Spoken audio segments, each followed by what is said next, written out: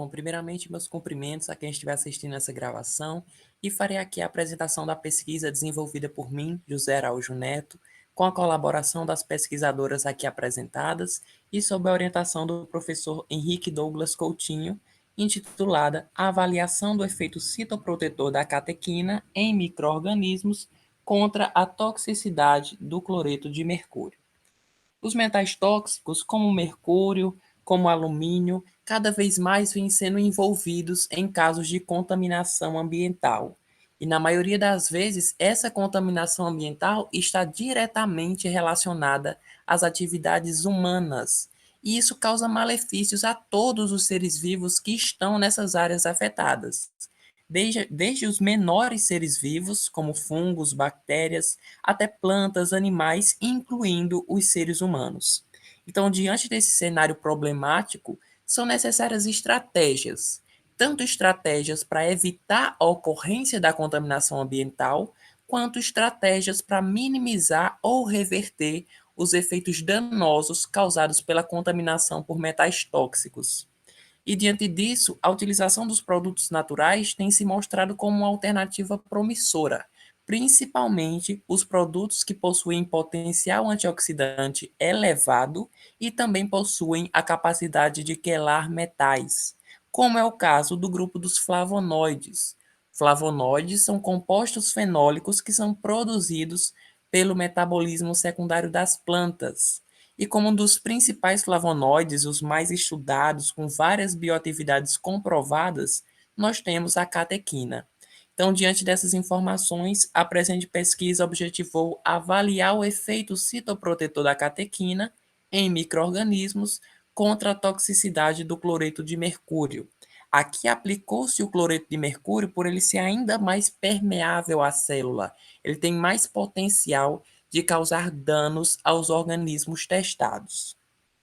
Inicialmente foram preparadas as substâncias, que foi o cloreto de mercúrio e a catequina obtida da sigma, diluindo as substâncias em dimetil sulfóxido e água destilada estéril até chegar à concentração final.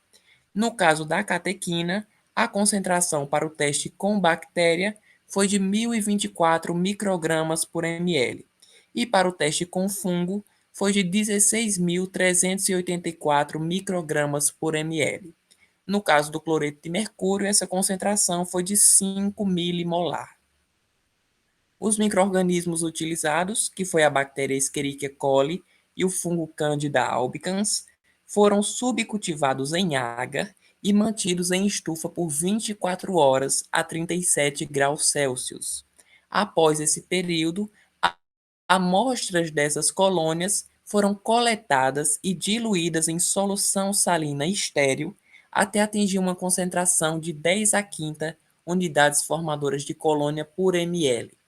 Essas soluções foram agitadas em vórtex para homogeneizar e também comparar a escala de McFarland para garantir que a concentração do inóculo estava adequada.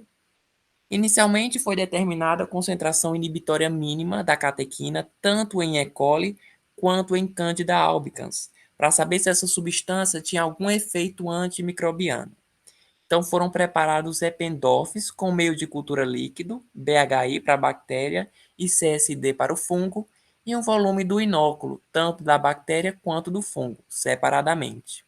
O conteúdo desses Eppendorfs foi passado para placas de microdiluição de 96 poços, seguido pela microdiluição seriada com 100 microlitros da catequina. As placas de microdiluição foram levadas à estufa e lá passaram 24 horas a 37 graus Celsius.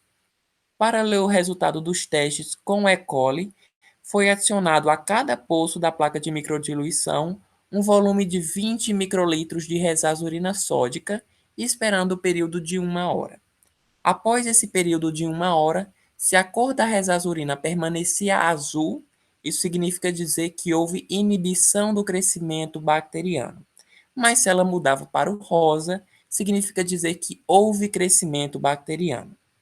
Para ler os resultados do teste com Candida albicans, o conteúdo das placas de microdiluição, após a incubação em estufa, foi subcultivado em agar ASD, e passou mais 24 horas na estufa, e após esse período foi observado o crescimento das colônias.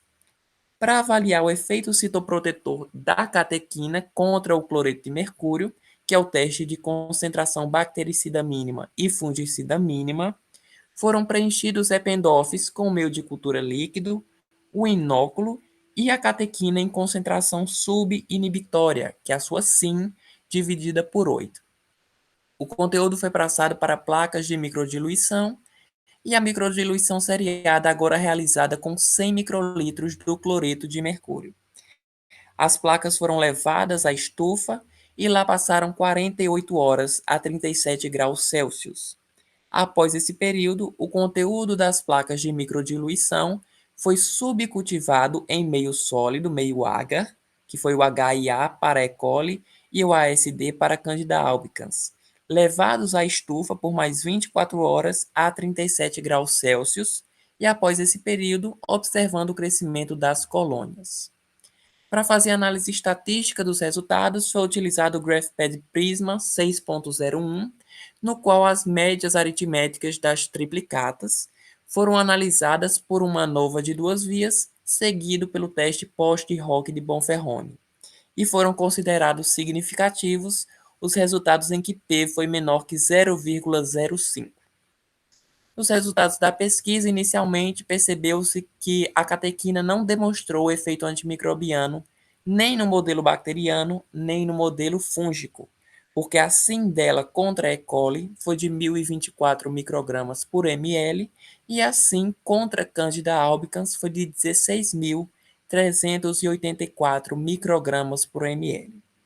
Nos testes de CBM e CFM foi demonstrado um resultado semelhante, porque contra a Escherichia coli, a catequina reduziu a concentração bactericida mínima do cloreto de mercúrio, que foi de 1.024 microgramas por ml, em 94%, e reduziu a concentração fungicida mínima do cloreto de mercúrio em Candida albicans, que foi de 4.096 microgramas por ml, em 99%, ou seja, em ambos os casos houve sinergismo de efeito tóxico. A catequina potencializou a toxicidade do cloreto de mercúrio tanto contra a bactéria quanto contra o fungo. Resultados semelhantes foram apresentados por Matos e colaboradores em 2021.